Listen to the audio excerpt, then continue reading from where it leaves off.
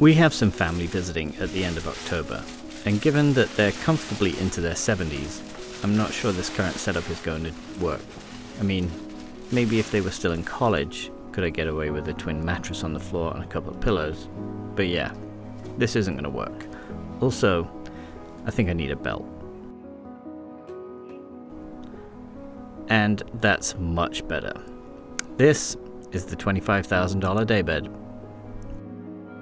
But before we get into that, I need to do a very important errand, and that is walk Hank.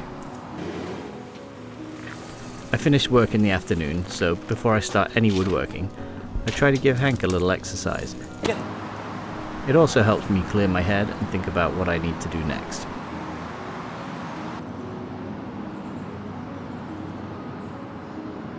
As you can see, Hank prefers his lumber in stick form, but hey, each to their own, I guess.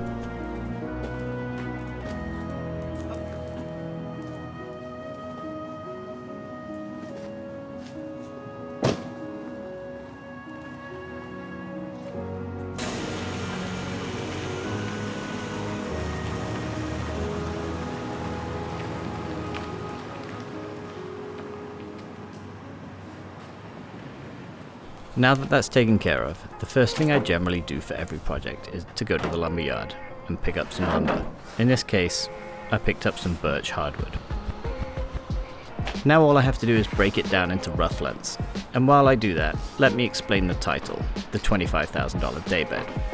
It's super clickbaity, I know, but I call it the $25,000 Daybed because once I calculated how much money I spent on tools, materials to build workbenches, and the French cleat walls to organize all of my tools, not to forget my beautiful pickup truck, I've spent almost $25,000.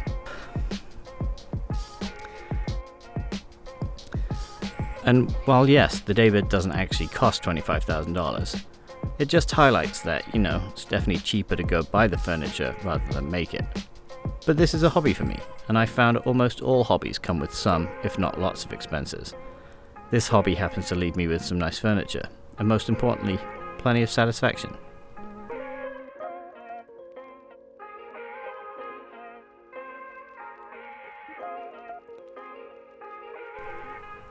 Let's get back to building. As you can see, I finally have some dust collection.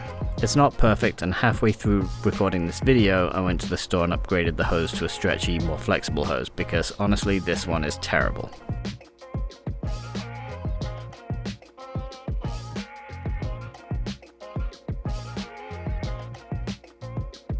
Okay, after I've rough cut my lumber to length, I then dado in some rails to accept the base of the bed, which I'm making out of a single sheet of 3/4 inch plywood. A dado essentially means a groove. I'm going like 1/4 of an inch so that the base of the bed can sit in. It just adds a little bit more rigidity and support versus doing traditional slats, in my opinion. While I definitely have a lot of tools, I don't have every tool available. So sometimes I have to make do.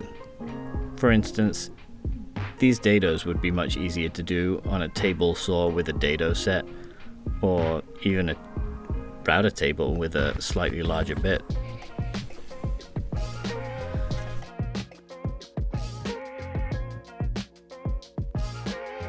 After a few passes, I clean out those dados and give them a check.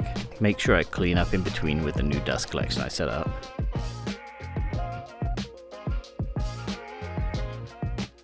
Then, clamp on a small piece of wood to add even more support for the base.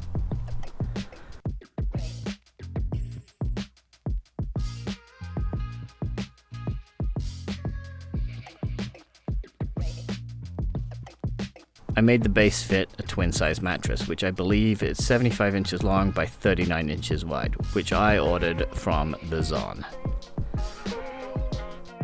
Quick pencil sharpening stop and away we go.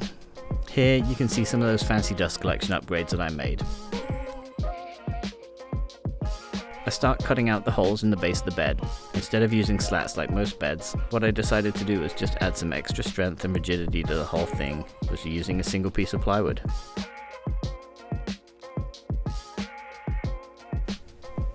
I found the easiest way to finish up the slats in the base of the bed was to use my cordless jigsaw. The slats allow the mattress to breathe when somebody's sleeping on it, hopefully preventing mold buildup, but we will have to see about that. To prevent the edges of the slats from catching on the mattress and snagging and pulling threads, I added an 1/8 of an inch round over. I set the depth slightly low here and ended up needing to clean up the burrs with a sanding pad.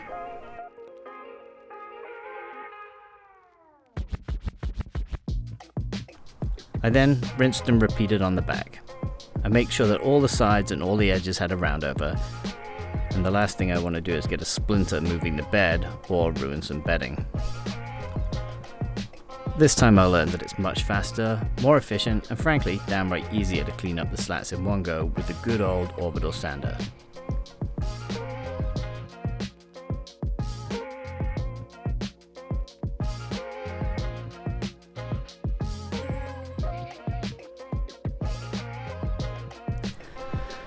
Now it's time to mark the ends and side rails to length, and then cut a nice 45-degree miter using the perfect tool for miters, the trusty miter saw.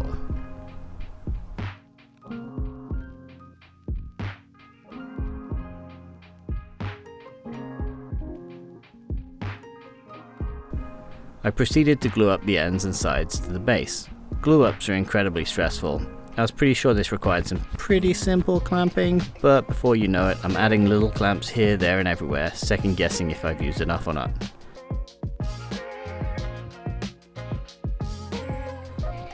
And now finally onto the legs, or feet, or whatever you want to call them.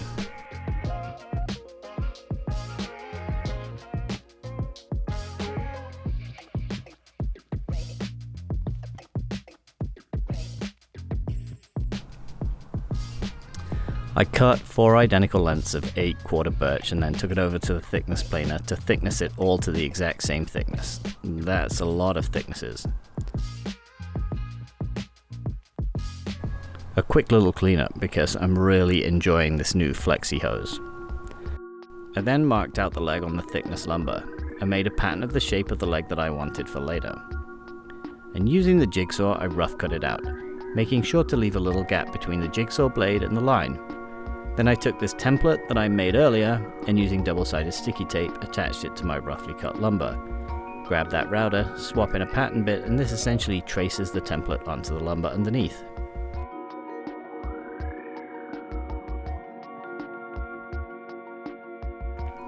In theory, I can then use this to make the 4 identical legs. At least that's the plan. I'm amazed at what I've been able to accomplish with this small palm router. It's honestly become one of my favorite tools.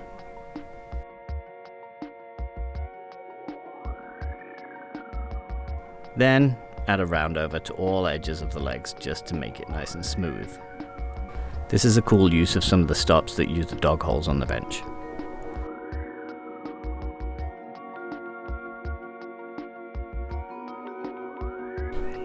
Back to the router again. I created this little jig that allows me to add a small notch into the frame and sink my legs into it, thus giving them a much more secure fit. It also adds more gluing surface and makes the seam between the legs and the frame look much more intentional.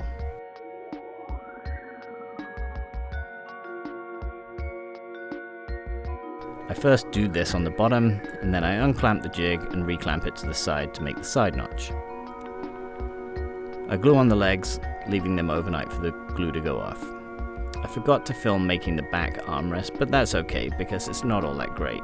I learned a lot from making that, and I could definitely do it better. Now it's time to sand everything, so I quickly blasted the grits, hitting 80, 100, 120, and then 150. And I applied the finish off camera and allowed 24 hours for it to cure.